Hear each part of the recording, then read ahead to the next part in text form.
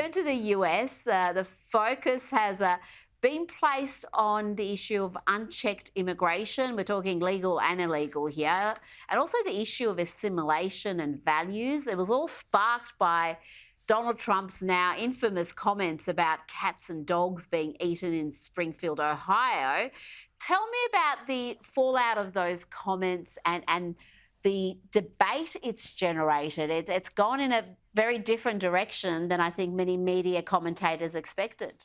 Well, I mean, that's the thing, because this is the thing about the cats and dogs thing. You know, they're eating the cats, they're eating the dogs, they're eating the pets of the people who live there. We've all heard this line so many times from Donald Trump at the debate. And of course, the media lost their mind. Oh, you know, that's fake news.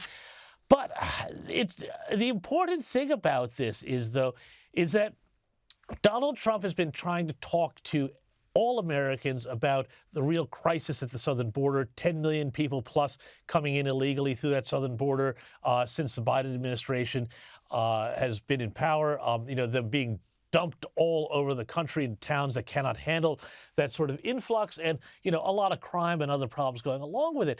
And yet, you know, that's really been an issue for core believers. But this issue about the cats and dogs, you know, because it's almost so goofy, right? Like, it gives people space to talk about it, look at the numbers, go, hang on, why is a town of 60,000 like Springfield, Ohio, getting 20,000 Haitians, as many as 20,000 Haitians? That doesn't seem right to me. And so, like, before it was all, you know, sort of stuff like, well, you know, we're talking about the latest person who was murdered in some horrible, violent way. And people don't want to hear about it. They don't want to talk about it. They know intellectually that it's happening, but they don't want to talk about it. But this is sort of so goofy and weird and memeable that suddenly it creates a whole new frame in which to discuss migration. And I think, you know, on that level, I think it's been a huge win for Trump.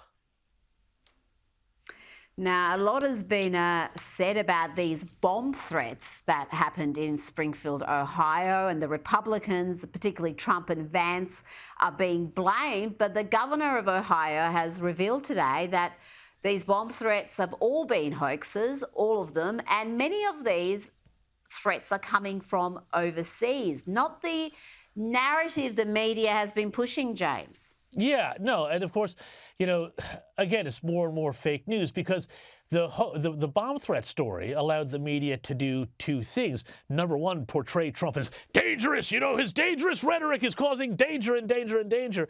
And then on the other hand, it was also allowing them to say, well, the locals in Springfield are actually just a bunch of racist rubes who deserve everything they have coming to them. You know, and of course, now Mike DeWine, the governor of Ohio, has said, you know, no, well, actually, they're all overseas hoaxes.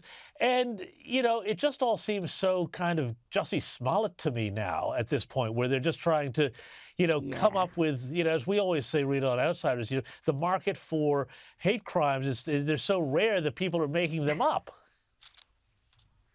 There is. If America is so inherently racist, why are there so many race crime hoaxes? Surely there should be enough genuine ones to satisfy everybody. Now, I want to ask you about racism a little bit more, because political commentator Matt Walsh has released another documentary. This one is called Am I Racist? The last one was all about the trans issue, and it was hilarious. It did it remarkably well. This one seems to be doing even better business at the box office. Audiences love it too. It's got a 99% audience score on Rotten Tomatoes, which is astonishing. Let's have a quick look at a clip of it. The entire system has to burn. And I'm not going to even use save this country. This country is not worth saving. This country is a piece of shit. Oh, sorry. Sorry. White. Folks. White. Trash. White supremacy. White woman. White boy. White. Entitlement. White. Centering. White. Silence. Is there a black person around here? There's a black person right here. Does he not exist? But James, critics are refusing to review this film, despite the fact it's in the top 5 films in the country and it's got this massive audience score. Matt Walsh invited critics from Variety magazine, The New Yorker, The New York Times, IndieWire. They were all invited to a preview to see this and say what they like. They can give it a 0 score, but none of them want to even acknowledge it exists.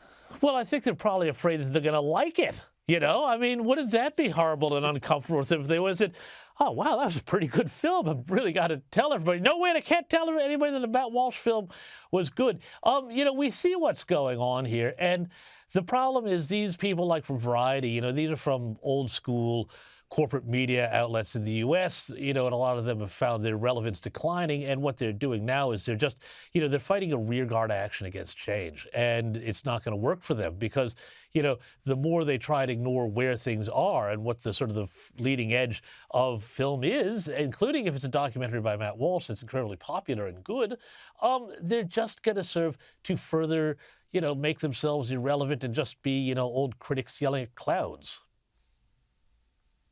You're so right. And there is such a demand, and the success of this film shows, and others we've seen in the last couple of years, that conservatives want content that isn't insulting to them and their values. Now, it doesn't have to be a documentary, it can be fictional, but so much of what Hollywood is churning out has got this political edge to it that is insulting to about half the country. And that half of the country spends money at the cinemas just like the lefties do. James Morrow, thank you so much for your time this evening. Thanks, Rita.